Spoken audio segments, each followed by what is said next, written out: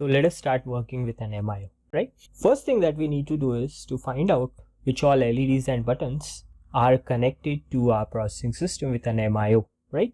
So that could be easily found out by looking into a reference manual of the specific board that you are utilizing. So here I am on a reference manual page of Zyboard Z710. So this is the board that I am utilizing. Okay, now if I just go ahead and understand an architecture, so that I have a provision to see all the 54 MIO pins that are connected to a processing system, right?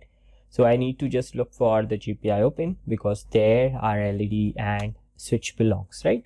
So pin number 7 is connected to an LED, right? So we do have one of an LED which is directly connected to a processing system with an MIO interface, right? Then we have the next one, if you considered pin number 50 and 51. So MIO 50 and 51 is connected to a button, right? So for first example, we'll be predominantly working, let us assume, on an LED, keeping our things simple, and then we could proceed to understand how we could use buttons as well as LED together, right? So at least one of the LED is connected directly to a processing system, okay, and the pin number is 7, right? So remember this because that will be requiring when we write an software code, right?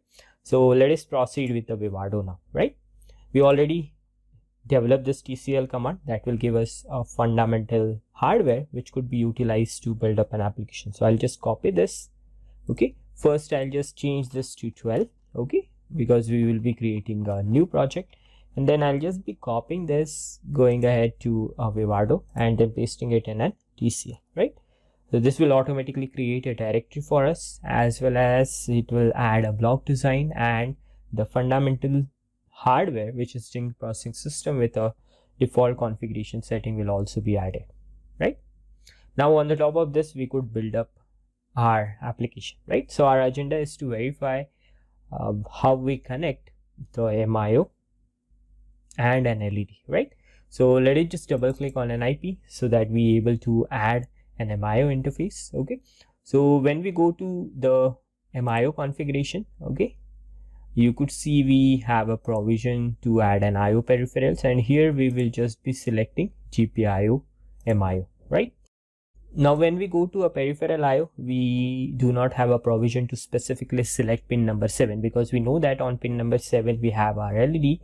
So we select or not, it will remain turn on once you select this GPIO MIO, right?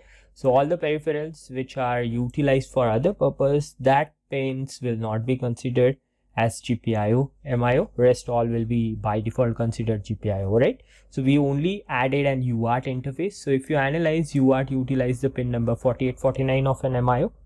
So only that 2 pins are unchecked over here, rest all are considered as a GPIO MIO. And this is the reason why we should know an exact pin on which we have an LED, because when we want to trigger or send the signal to that specific pin or an LED, we must be knowing the pin number on which we want to send the signal, right? And that could be easily found out by referring to a reference manual, right? So with this modification, we'll just go ahead and click OK, right? So we have our modified hardware.